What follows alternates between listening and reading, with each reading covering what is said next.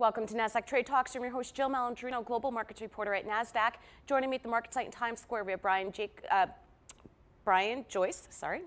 It's Friday afternoon, obviously. It's okay. He's the Managing Director on Nasdaq's Market Intelligence Desk, and we are here with your weekly wrap and also a midday update as we take a look at sector rotation and how long that can draw out the bull cycle. Brian, great to have you with us. And see, you switched Chris out, and I just totally go blank there.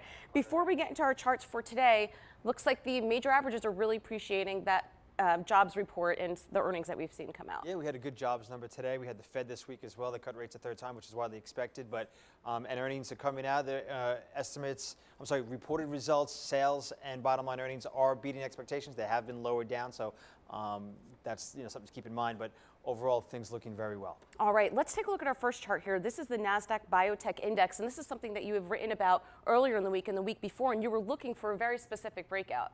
Yeah, we highlighted this on Monday. This is the weekly chart here. We were looking at this declining resistance line, which coincides with now the 40-week moving average, which is synonymous with the 200-day moving average. And sure enough, we did get the follow through after Monday. We got the breakout, and we're up about almost 4% this week. It's one of the top performing industries this week.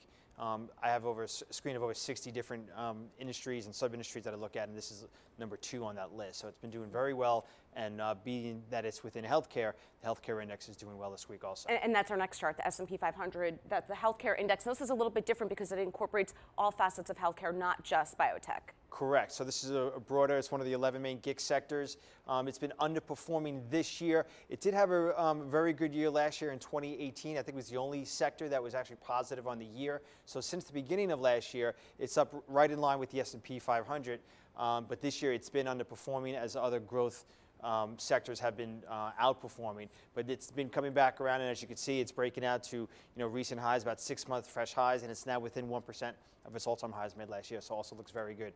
All right, now the industrials, and that was something that we were talking about over the past week or two as well, also at a key resistance level. Right, and the theme here is rotation. So we've been seeing a lot of the growth stocks, the growth sectors in 2019 doing well, and we're now seeing a rotation into these groups that had previously been underperforming.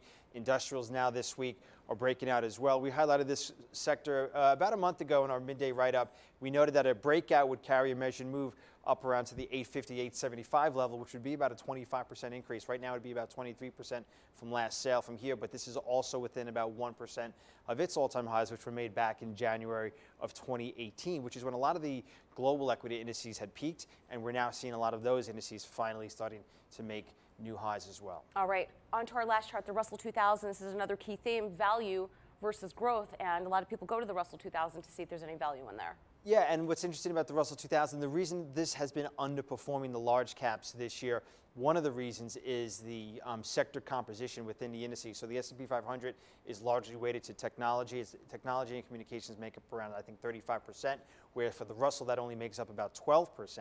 So now that we're seeing financials breaking out, we're seeing healthcare breaking out, industrials breaking out, it's interesting that the top 2 sectors in the Russell 2000 are financials and healthcare. They make up about 43% of the index. So very strong weighting there.